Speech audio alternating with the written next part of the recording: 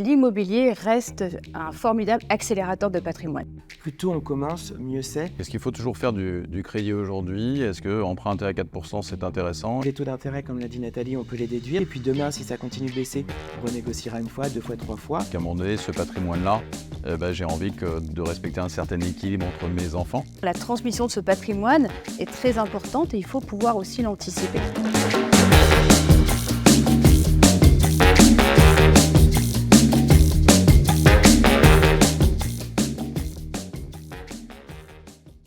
Bonjour à tous et bienvenue dans nos 41 mètres carrés. Alors aujourd'hui, on déplace notre podcast 41 mètres carrés chez Raphaël Meubles dans Lyon 3e. 41 mètres carrés, c'est le podcast qui éclaire les investisseurs. Chaque mois, nous accueillons des experts afin de nous apporter leur expertise, leur expérience sur le marché de l'immobilier ou sur l'univers de la gestion de patrimoine. Aujourd'hui, je suis accompagné de Nathalie Duchesne. Bonjour Nathalie. Bonjour Pierre-Emmanuel. Et Jérémy Monceau-Olivier. Bonjour Jérémy. Bonjour Pierre-Emmanuel. Alors Nathalie, tu es la CEO de Kuiper. Est-ce que tu peux déjà te présenter et nous dire ce que c'est que Kuiper? Bien sûr. Donc Kuiper, c'est un logiciel en mode SaaS que nous avons développé. En fait, c'est une plateforme globale destinée aux professionnels du conseil, experts comptables, notaires, avocats, CGP, réseau bancaire également, pour les aider à formaliser le conseil. On est parti d'un constat simple, c'est-à-dire qu'il fallait finalement arriver à vendre ce conseil. Et donc, il fallait le formaliser correctement et surtout simplement. Des bons outils. Exactement. Jérémy, directeur commercial de Maslow. Tu nous dis un petit mot sur toi et qui est Maslow? Alors moi, je suis Jérémy Monceau. Donc aujourd'hui, je travaille donc chez Maslow. Donc Maslow, c'est une plateforme dédiée aux investisseurs qui veulent investir en 100% digital. Donc c'est-à-dire qu'ils ont la possibilité de trouver leur projet immobilier, de pouvoir le financer, également pouvoir faire la gestion locative de leurs biens. Donc tout ça sans avoir besoin de se déplacer et partout dans le monde. Puis on les accompagne un peu aussi, c'est ça? Tu es aussi l'interlocuteur des clients? Voilà, et le client a la possibilité de faire son parcours seul ou à tout moment la possibilité de demander l'aide d'un conseiller. Ok, donc aujourd'hui dans ce 7e épisode de 41 mètres carrés, on va aborder la thématique de la gestion de patrimoine, puisque finalement qu'on investisse dans l'immobilier, qu'on souhaite placer son argent, qu'on ait 25 ans ou 65 ans, on peut se poser différentes questions. Donc on a besoin de support, d'outils, d'aide à la décision. Si je vous demande à tous les deux de me définir ce que c'est que la gestion de patrimoine, vous me direz quoi? Nathalie, tu me dirais quoi? La gestion de patrimoine, pour toi, c'est quoi?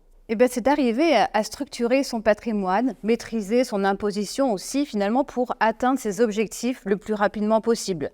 Ces objectifs, ça va de développer son patrimoine, maîtriser son imposition, protéger sa famille, créer des revenus complémentaires pour la retraite. Voilà l'ensemble des objectifs. C'est ça, finalement, la gestion de patrimoine. Et je peux mettre tout ça dans Kuiper? Exactement. En tout cas, Kuiper aide à construire une vraie stratégie patrimoniale. D'accord. Jérémy, si je te pose la même question, pour toi, c'est quoi la gestion de patrimoine? Eh bien, ça serait la même chose. Donc, la différence, c'est qu'il y a besoin d'un conseiller, généralement, quand même, pour pouvoir bien construire son patrimoine, enfin, le construire, le faire évoluer, etc. Et donc, après, on a besoin d'outils, d'où l'intérêt de Kuiper, par exemple. Alors, on parle de bilan patrimonial, de diagnostic patrimonial, je ne sais pas les mots que vous allez choisir. Finalement, quelles sont les informations, toi Jérémy, quand tu es avec des clients, des prospects, ou quand toi, les utilisateurs de Kuiper ont besoin de récolter des informations pour rentrer les infos dans Kuiper, finalement, un diagnostic patrimonial, un bilan patrimonial, c'est quoi? Ça sert à quoi? En fait, c'est vrai qu'un bilan patrimonial, un diagnostic, comme tu dis, c'est vrai que nous, on parle de diagnostic dans Kuiper, c'est la première étape. Ça fait partie de la méthode guidante qu'on a intégrée dans Kuiper pour aider les professionnels, justement, à démarrer ces missions en gestion de patrimoine. Donc, établir un diagnostic, c'est vrai qu'on a besoin de données, d'informations sur le patrimoine du client, sa famille, la composition de son patrimoine, ses revenus, etc. Et à travers ça, on arrive à avoir un document qui permet de synthétiser tout ça et d'avoir cette vision globale. Donc, on va parler de répartition de patrimoine, on va parler de taux moyen d'imposition, de tranche marginale d'imposition. Donc, on va regarder un peu où le client en est, où l'on en est dans sa fiscalité. Et puis ensuite, on passera donc sur quels vont être les droits de succession au moment d'un premier décès. Voilà, tout ça, ça fait partie d'un diagnostic patrimonial et c'est très important pour établir les objectifs. Ok, Jérémy, toi, quand tu es, toi et tes équipes, avec des clients en ligne, puisque tu fais des rendez-vous en visio avec les collaborateurs de Maslow également, comment ça se passe une découverte patrimoniale avec un client? Quels univers, comment tu vas aider les gens à prendre la bonne décision, le bon chemin? Alors nous, on va appeler ça plutôt une découverte patrimoniale. Donc c'est la même chose. La différence, c'est que vraiment, on a besoin de bien comprendre le client, sa situation d'aujourd'hui, sa situation de demain, donc vraiment ses objectifs. Donc on va faire ce que Nathalie disait, faire vraiment une découverte, donc son état civil, est-ce qu'il a des enfants ou pas, sa situation d'aujourd'hui, vraiment sa situation future, ce qu'il a vraiment envie. Et en fonction de tout ça, eh bien, on va définir une stratégie, et notamment, encore une fois, grâce à des outils très performants. Ok. On parlait de tranche marginale d'imposition, on parle d'endettement, tu as parlé également d'état civil. Voilà. Donc là, on récolte les informations. Après, quels sont les objectifs qui reviennent le plus souvent chez les clients, Jérémy? Qu'est-ce qu'ils nous disent? Alors, ça dépend vraiment de l'âge de nos clients, puisque forcément, si notre client a 25 ans ou il a 50 ou 60 ans, ça va être différent. En règle générale, chez Maslow, on a une clientèle qui est plutôt jeune, on va dire 25-35 ans. Donc, ça peut être par exemple la création d'un patrimoine pour, pourquoi pas, demain acheter sa résidence principale, la préparation des études des enfants et pourquoi pas la retraite. Donc, vraiment plein d'objectifs différents. Donc, ce qui est super sympa, justement, c'est à chaque client, chaque rendez-vous, des objectifs différents. Ok. Nathalie, on a l'habitude dans notre univers de parler de ligne de vie patrimoniale. Je ne sais pas si c'est une expression que tu utilises. Donc finalement, en fonction de l'âge des clients, comme dit Jérémy, me constituer un patrimoine, le valoriser, le transmettre. Donc finalement, il y a différents supports aussi qui existent. On peut faire des critères d'âge, mais finalement, pour toi, construire son patrimoine, c'est quelle étape et qu'est-ce qu'on va regarder quand on a 25, 35 ans? C'est important de regarder finalement ce qu'on a réussi à constituer en termes peut-être de capital financier et d'épargne, exactement. Parce qu'en fait, pour construire un patrimoine, on a deux outils.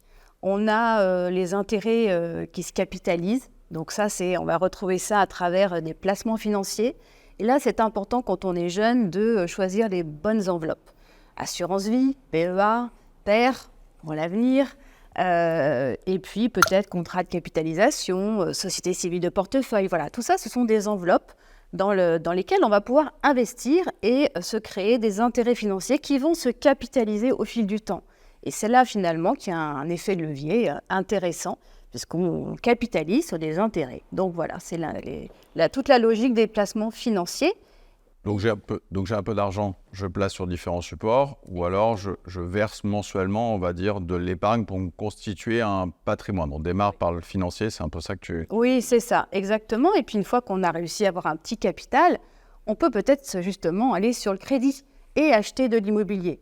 Et je dirais finalement que le plus tôt est le mieux pour se constituer un capital, parce que l'immobilier, il y a l'effet de levier du crédit. Voilà. Et donc ça, c'est finalement un accélérateur de patrimoine. Donc plus tôt possible, on peut accéder à la propriété, mieux c'est. Et finalement, quand on est salarié, on va dire de façon assez classique, l'immobilier reste un formidable accélérateur de patrimoine. Jérémy, même question. Donc quand on a entre 25 et 35 ans, aujourd'hui, toi, tu es spécialisé de l'investissement immobilier locatif. Donc aujourd'hui, on le sait, il faut... un peu d'apport personnel, il faut d'abord se constituer ça, c'est un peu ce que dit Nathalie. D'abord, les gens vont constituer un patrimoine financier, un apport personnel pour pouvoir l'effet de levier. Est-ce que tu peux nous... En effet, c'est vrai que là aujourd'hui, en fait, les clients, généralement aujourd'hui, par rapport aux banques, en fait, on a besoin d'un apport personnel. Donc c'est toujours bien d'avoir capitalisé donc une épargne sur différents supports, peu importe. Et après, donc en effet, pourquoi pas mettre en place un investissement locatif. Comme l'a dit Nathalie, l'avantage, c'est on va pouvoir faire appel au crédit. Et donc, finalement, on va être deux à payer. Moi, en tant qu'investisseur, la banque qui va pouvoir, qui va me prêter des sous, et donc mon locataire qui va payer son loyer. Donc, même parfois, on peut être trois avec une aide fiscale au niveau de l'État. Ok. Donc, je me constitue un patrimoine sur un support financier, par exemple. Alors, moi, j'aime bien l'assurance vie parce que je trouve que c'est aussi le bon réceptacle pour l'immobilier. Donc, j'ai constitué mon épargne, j'ai évalué ma capacité d'emprunt, j'ai de l'épargne et j'utilise l'effet de levier du crédit. Finalement, à un moment donné, peut-être quand j'ai 45, 50 ans, ce patrimoine, il est constitué. Je peux aussi apprendre à le valoriser. Donc, il faut aussi le bon réceptacle fiscal pour valoriser ça. Donc, aujourd'hui, cette partie valorisation, le moment où je dois prendre des décisions d'arbitrage, à la fois, comment on les identifie? Est-ce que ton logiciel peut nous aider à le faire? Est-ce qu'on peut faire des simulations, par exemple, pour ça? Mais comment je prends les bonnes décisions? C'est à quel moment je dois arbitrer? Eh ben, c'est vrai que c'est important, une fois qu'on a constitué ce premier socle immobilier, alors souvent c'est la résidence principale, après on peut accélérer. Et accélérer donc justement en développant un peu plus vite son patrimoine. Ça peut passer par l'immobilier effectivement, et là on peut penser à constituer une SCI par exemple, pour finalement constituer demain un véhicule d'investissement pour faire de l'immobilier, et c'est là où c'est intéressant. Après, on a en France différents dispositifs fiscaux, différents régimes. Ce qu'évoquait Jérémy, c'est qu'on peut être aidé par un troisième larron, c'est-à-dire l'État. C'est ça que tu veux dire? Exactement. Et là, il faut bien choisir son véhicule et son dispositif, en fonction finalement de sa situation. Est-ce que dans quelle tranche marginale je suis pour décider? Est-ce que j'ai besoin d'avoir une réduction d'impôt? Est-ce que j'ai besoin d'un peu plus, d'avoir finalement peut-être d'aller sur du monument historique pour avoir une grosse défiscalisation? Donc tout ça, finalement, ce sont des choix très importants qu'on peut faire à ce moment-là et en fonction de sa situation. Donc là, le diagnostic est indispensable. Tu évoquais des avantages fiscaux dans l'investissement. Il y en a également dans les produits financiers. Parce que si je fais un PER, finalement, quand je verse de l'argent, sauf erreur de ma part, j'ai aussi une réduction fiscale. Sur l'immobilier, Jérémy, il y a des différences. Il y a notamment des différences d'engagement de location. Il y a si tu me fais un cadeau, il faut que je respecte des engagements. Est-ce que c'est là que l'arbitrage se fait avec les clients? Exactement, en fait, un patrimoine s'arbitre, donc se valorise, etc. Donc, c'est pas parce que je fais un investissement locatif aujourd'hui, j'achète un appartement avec ou sans dispositif fiscal, que je vais le garder toute ma vie. L'idée, c'est vraiment en fait de faire une découverte, donc au moins 1 à 2 fois par an avec un conseiller. Et donc, du coup, on va pouvoir faire le point avec notre client pour savoir est-ce que là, peut-être que ce bien-là, par exemple, régénère de l'impôt, une fiscalité, et donc il serait peut-être plus judicieux de revendre ce bien et de refaire autre chose, soit du placement financier ou de l'immobilier. Donc, vraiment, il va se valoriser, mais ce qu'on va mettre en place au début sera totalement différent de ce qu'on aura à 10, 15 ans, voire plus tard. Comment toi, les outils t'aident de simulation à conseiller le client pour dire, bah voilà, si on met une solution d'investissement aujourd'hui en place, on va faire un crédit, je sais pas, tes clients sont jeunes, peut-être sur 20 ans, à quel moment je vais sortir? Est-ce que tu vas avoir comment tu vas repérer finalement le conseil? Encore une fois, ça va être en fonction de la situation du client. On prend par exemple certains dispositifs fiscaux, par exemple la loi Pinel, où là on sait que c'est minimum 6 ans. 6 ans, c'est un petit peu jeune quand même, donc on a tendance à dire à notre client de plutôt aller sur 10, 12 ans maximum. Et là, c'est vrai qu'en effet, notre client, je prends l'exemple d'un jeune 25 ans qui veut acheter sa résidence principale dans un délai de 10 ans, le dispositif Pinel, c'est peut-être pas le dispositif qu'il va lui falloir parce que ça va être un petit peu complexe, peut-être pour demain acheter sa résidence principale et faire appel à un crédit, par exemple. Donc, il y a vraiment un intérêt, c'est vraiment de faire une photographie aujourd'hui et demain de ce qu'il veut. Et en fonction des outils, en effet, on va pouvoir, par exemple, Nathalie parlait de la tranche marginale d'imposition, le crédit, savoir le taux d'endettement, etc., pour apporter après la bonne solution à notre client. Parce que, si je peux me permettre, donc c'est vrai que ce que dit Jérémy est important. À un moment donné, on peut aussi faire des arbitrages. C'est-à-dire que se constituer un patrimoine immobilier, à un moment donné, on va avoir une fiscalité qui va augmenter. Il faut bien comprendre, faut bien voir qu'en France, la fiscalité sur les revenus fonciers est c'est la pire, elle est très très lourde. Et donc, à un moment donné, il faut arbitrer peut-être pour acheter autre chose. Parce que sinon, on va payer très cher son investissement immobilier, que ce soit en termes d'impôt sur le revenu, d'IFI peut-être aussi, et en matière de transmission de patrimoine. Donc, de temps en temps, arbitrer, finalement, c'est faire le choix entre soit je paye 3 impôts, 3 fois, ou je reçois du cash. Je pense qu'il vaut mieux recevoir du cash et repartir sur un nouvel investissement immobilier, par exemple, et refaire du crédit. Je pense que c'est intéressant ce que tu dis parce que je ne vais pas faire mon vieux, mais bon, ça fait un moment que je fais ça quand même. Et souvent, les clients, ils sont très attachés à leur bien immobilier. Alors, la résidence principale, évidemment, on peut comprendre parce que même si les générations changent et qu'en une génération, entre mes parents et moi, le nombre de résidences principales a beaucoup évolué. Mais on est attaché à sa résidence principale et donc le fait qu'on ne la vende pas, c'est pas un appauvrissement. C'est aussi, on se sent bien, elle correspond à mes besoins par rapport à mes enfants ou demain à mes vieux jours, je peux garder ma résidence principale. Mais sur l'investissement locatif, souvent, on voit des gens qui gardent aussi des biens très très longtemps. Tu parlais de dispositifs fiscaux, Jérémy, mais moi j'ai en tête quand même qu'un client sur 2 en sortie de dispositif fiscal ne revend pas. Finalement, il touche son loyer, il n'a pas de problème, ça se passe bien, c'est un placement de bon père de famille, c'est de la pierre.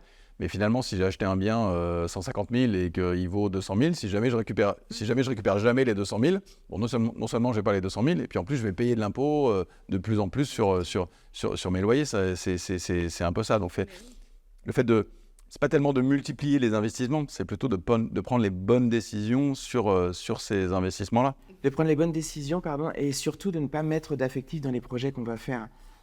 Tu parlais d'immobilier.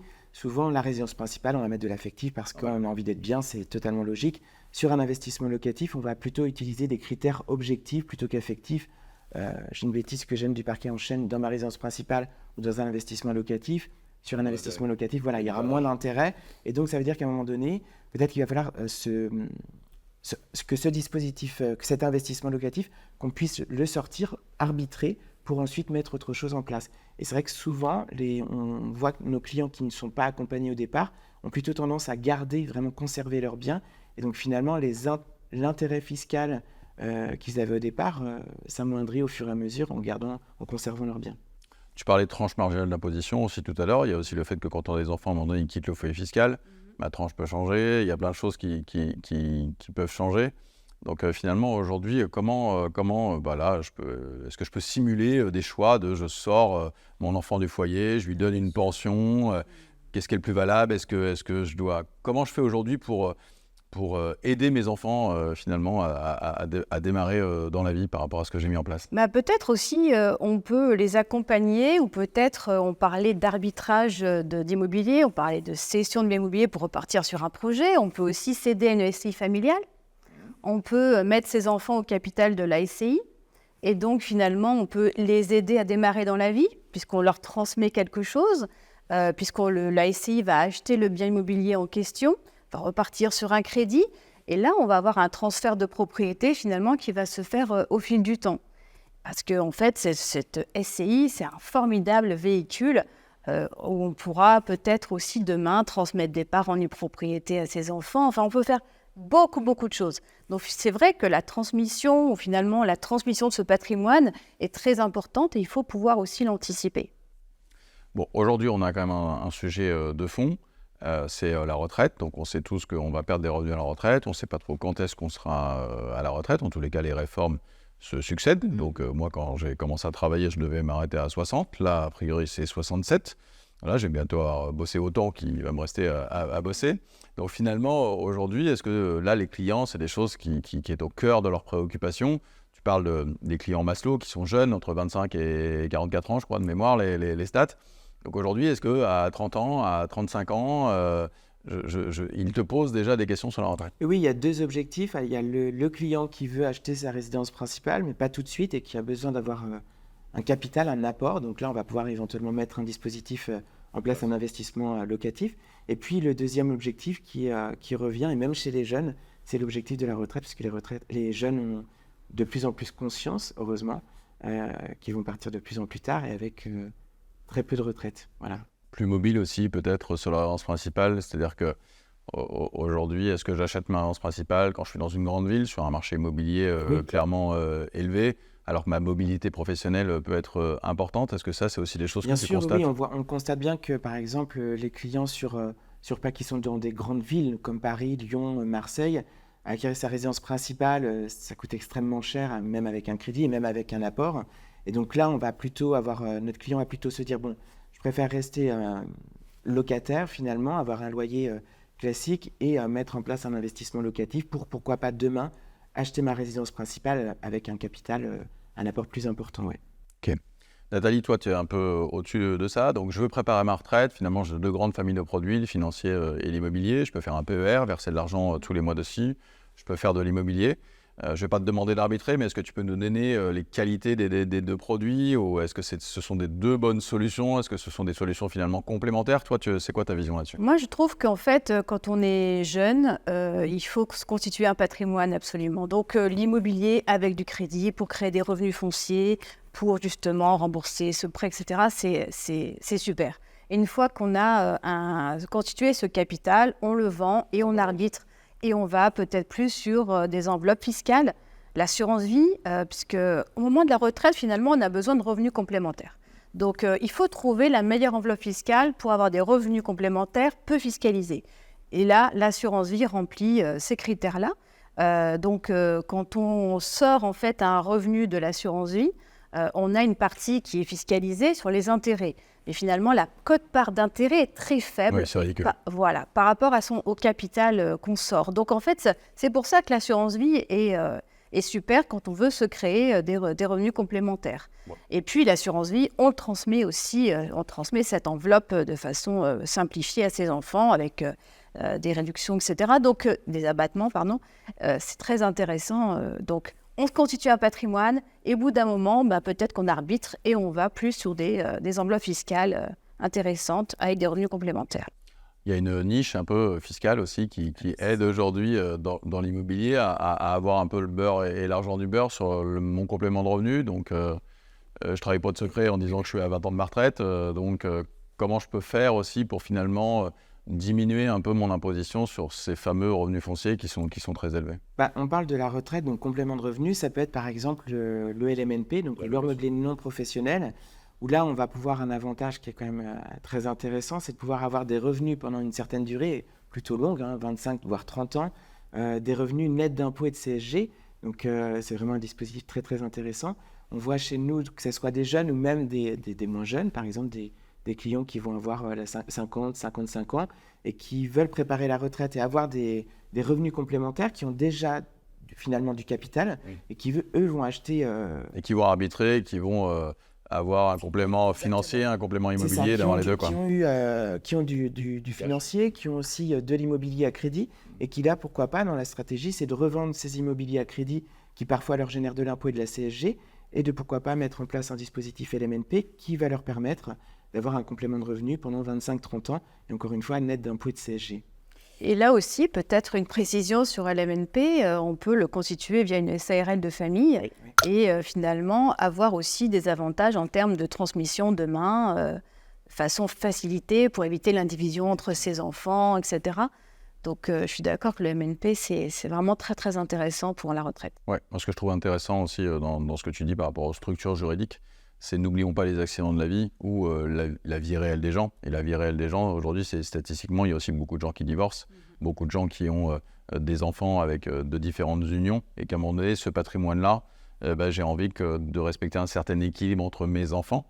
Et donc, les structures juridiques aident à avoir un certain équilibre, parce que sinon, c'est un petit peu plus difficile. Tu es d'accord avec ça? Oui, complètement, parce que sinon, on est en indivision, et donc là, on peut avoir des problématiques.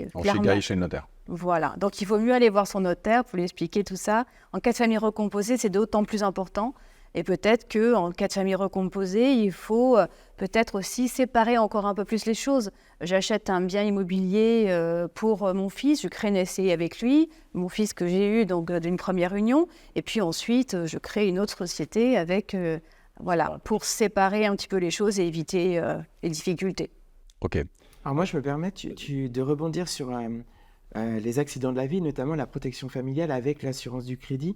Parfois, on a tendance à l'oublier, c'est que le fait de faire appel à un crédit, on a une assurance qui va nous couvrir en cas de décès. Tu fais un crédit à 200 000 €, c'est une assurance à 200 000 €. Et voilà, très souvent, malheureusement, comme on dit à nos clients, c'est que nos héritiers vont être plus riches que nous, finalement, si je décède, parce que si j'emprunte grâce au crédit, que j'emprunte 200 300 000 €, si demain il m'arrive quelque chose, l'assurance, finalement, va couvrir le crédit. Et après, mes héritiers pourront conserver ou bien le locatif, mais au moins il y aura vraiment cette protection familiale, donc que je sois célibataire ou même avec une famille, encore plus si je suis en couple avec des enfants, etc. Tu as hyper raison, parce que souvent aussi, parfois, on voit des gros écarts de revenus entre les gens, monsieur, madame, et le fait de faire un crédit, c'est aussi souscrire une assurance décès pour le conjoint survivant. Et donc ça, c'est aussi un effet collatéral d'une bonne gestion de patrimoine, c'est d'anticiper le fait qu'il peut y avoir des accidents. Qu'est-ce qui se passe si je ne rentre pas demain soir chez moi parce que j'ai un accident? Et ça, c'est des choses qui sont intéressantes. Alors, vous êtes gentils tous les deux. Vous me dites que l'effet de levier du crédit, c'est génial. Enfin bon, il y a 2 ans, j'empruntais à 1%. Aujourd'hui, j'emprunte à 4%. Donc, est-ce qu'il faut toujours faire du crédit aujourd'hui? Est-ce que emprunter à 4%, c'est intéressant? Est-ce que ce que vous avez dit sur le fait d'abord, je me constitue un patrimoine, je mets de l'épargne sur des supports financiers, puis je vais lever de la dette. Est-ce que finalement, je lève quand même de la dette aujourd'hui à 3,5%, à 4%? C'est quoi ton avis? Moi, je dirais qu'il faut quand même y aller. Et puis, 4%, alors on a oublié toute l'histoire des taux d'intérêt. Non. Donc, il y a quelque temps, on était quand même à 7%. Même déjà 4, c'était pas si longtemps que ça. Hein. Exactement. Bon, on est passé par 1%, c'est vrai, faut pas le nier. Et puis, il y a l'effet de levier du crédit, mais il y a l'effet de levier fiscal. Et donc, en fait, on déduit ces intérêts d'emprunt de ces revenus fonciers. Donc, finalement, je pense qu'on s'y retrouve quand même. Et puis, c'est une épargne forcée, l'immobilier. Bien joué. Donc, il faut continuer à y aller et y aller vite. Plus on est jeune, il faut se décider rapidement. C'est exactement, j'allais rebondir sur ce que disait Nathalie, tu l'as dit tout à l'heure, et plus tôt on commence, mieux c'est. Et c'est exactement ça. Aujourd'hui, oui, on a des taux à 4%. Bon, déjà, là, on voit que ça baisse un petit peu, donc tant mieux. Mais finalement, pour répondre à ta question, est-ce qu'il faut investir et faire appel au crédit aujourd'hui ? Oui, bien sûr, parce que les taux d'intérêt, comme l'a dit Nathalie, on peut les déduire. Donc, pour moi, ça ne me pose aucun souci. Et puis demain, si ça continue de baisser, on renégociera 1 fois, 2 fois, 3 fois. Et puis la protection familiale ou le fait de faire un crédit, encore une fois, même si j'ai des taux à 4%, si demain il m'arrive quelque chose, je serai content d'avoir cette assurance qui va me couvrir en cas de décès d'invalidité. Alors moi, je vais vous donner un peu ma vision, c'est de dire que finalement, les taux ont changé, ça a changé le budget de l'investissement. Oui. Donc c'est plus pénalisant pour ma résidence principale, parce que j'ai un objectif de résidence principale. Par exemple, je sais pas, j'ai 3 enfants, il me faut 4 chambres. Est-ce que j'ai toujours les moyens d'acheter 4 chambres ? Finalement, le taux de crédit m'empêche peut-être d'aller chercher cette 4e chambre. Donc ça, c'est une vraie contrainte. Sur l'investissement locatif, ça change mon budget, mais finalement, ça change peut-être ma zone d'investissement. Ça change peut-être la ville auquel je pouvais accéder. Aujourd'hui, on est à Lyon, on est dans une ville qui est sur un marché assez élevé en termes de prix.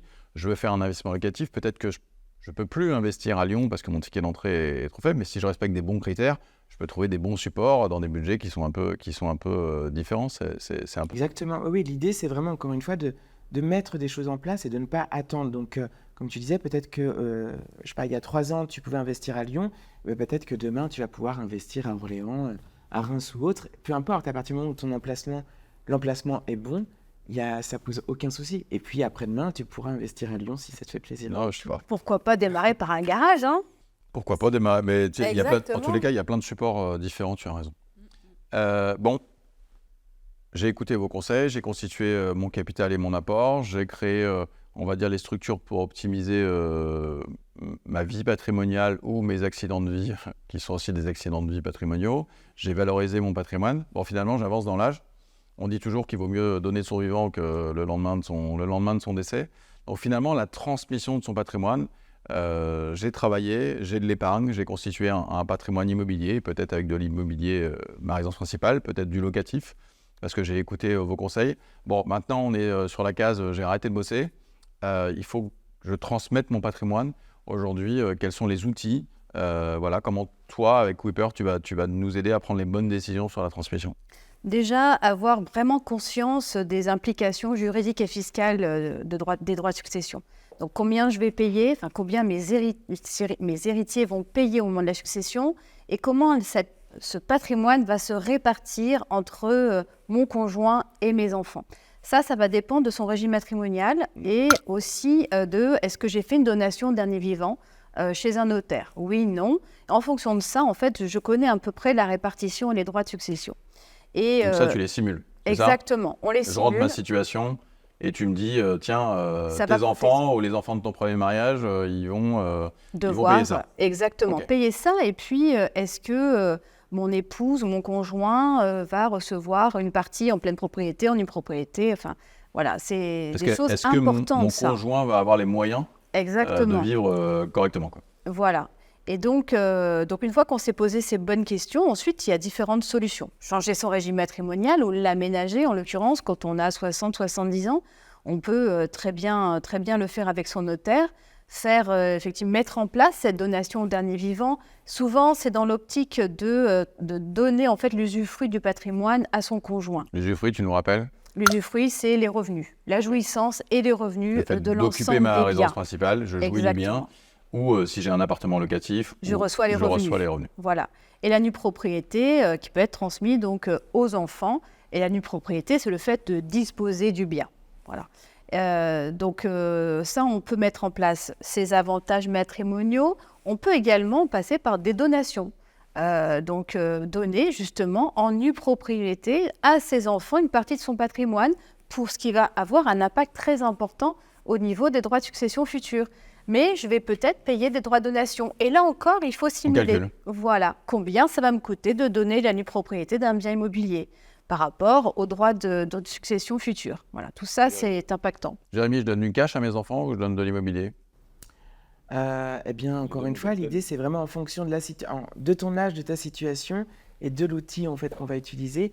En fait, les deux sont bien, mais encore une fois, l'objectif, c'est vraiment de mettre en place, je dirais, la solution qui va nous permettre de donner. Déjà, on donne beaucoup quand on est vivant, c'est de donner le moins possible quand on sera parti. Bon, on rappelle qu'on peut donner 100 000 euros par enfant, par parent, totalement exonéré de droits de succession. Donc, si j'ai 2 enfants et que je suis marié, c'est 400 000 euros de mon vivant que je peux déjà donner tous les 15 ans. Donc, plus je commence tôt, mieux c'est. Alors, il faut avoir les moyens de le faire, mais même si je le fais qu'une seule fois, c'est déjà 400 000 euros. Donc, je peux donner la nue propriété de biens, je peux donner de l'argent aussi, je peux donner des parts de SCI, on l'a vu tout à l'heure. Pour une valeur de 100 000 euros. Exactement, tout à fait. Imaginons que j'ai, un appartement à la montagne ou à Saint-Tropez qui vaut 1 million d'euros. Finalement, je ne peux pas donner 1 million d'euros sans que ça me coûte des sous, mais je peux utiliser l'outil pour donner des parts de cet appartement. Oui, parce qu'en fait, tout l'intérêt, c'est qu'au moment du décès, l'usufruit rejoint la nue propriété sans droit. Donc, ça, c'est génial. Oui, c'est quand même assez chouette. Donc, même si je vais peut-être devoir payer quelques droits de donation qui vont porter sur la nue propriété du bien. Mais je n'aurai pas payé puisque l'usufruit, lui, va se transmettre sans droit. Donc, c'est tout l'intérêt de démarrer des donations à ses enfants, peut-être vers la cinquantaine, quand c'est possible. Donc, 50, 60 ans, voilà. Mais c'est vrai qu'il faut aussi faire attention parce qu'il ne faut pas non plus transmettre ce que je vais avoir besoin demain pour se créer des revenus peut-être nécessaires pour faire face à une dépendance. Donc, voilà, il faut faire attention et c'est là où un professionnel, un conseiller en gestion de patrimoine est intéressant et est important. Alors, c'est vrai qu'aujourd'hui, on tourne ce podcast pour éclairer ceux qui se posent des questions sur leur patrimoine. Donc, finalement, sur Internet, on trouve des simulateurs, on trouve finalement du conseil gratuit puisqu'il est derrière son ordinateur. Mais finalement, la valeur ajoutée du conseil, le conseil éclairé, l'expertise, est-ce que ce n'est pas la clé pour être bien accompagné ? Nous, Maslow, c'est une solution globale où tout le monde peut faire tout ça de son canapé, mais finalement...